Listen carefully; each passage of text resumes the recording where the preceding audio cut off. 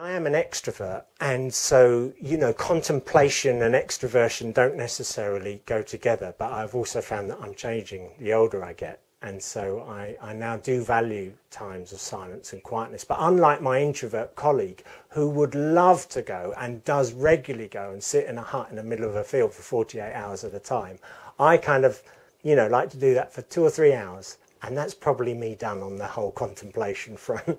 So I think we find ways that work with our personality types. And, you know, the guy I work with, he never tries to enforce his way of doing things on me, and I would never enforce my way on him. One of the ways I seek solitude sometimes is in the city.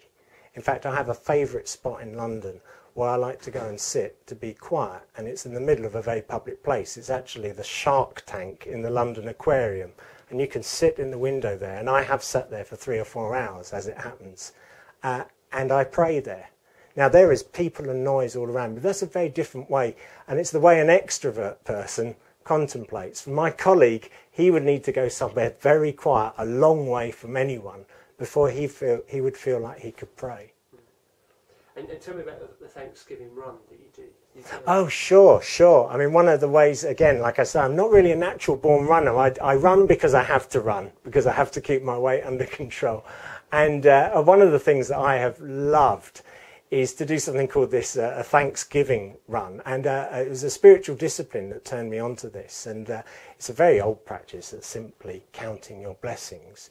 So you start to literally say, what are the things you really love about your life? Who are the people you love? What are the things you love? And I found that once I started doing it, and once I got down to the level of food and drink and really started getting specific on these things, my runs would just fly by. And it's a great thing. I mean, the ability to change your mood with Thanksgiving is quite extraordinary.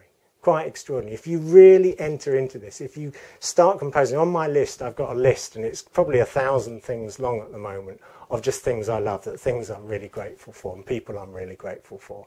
And, you know, I'm gradually memorising it, I guess. And as I go running, I think about that, and that's a pretty good start to the day.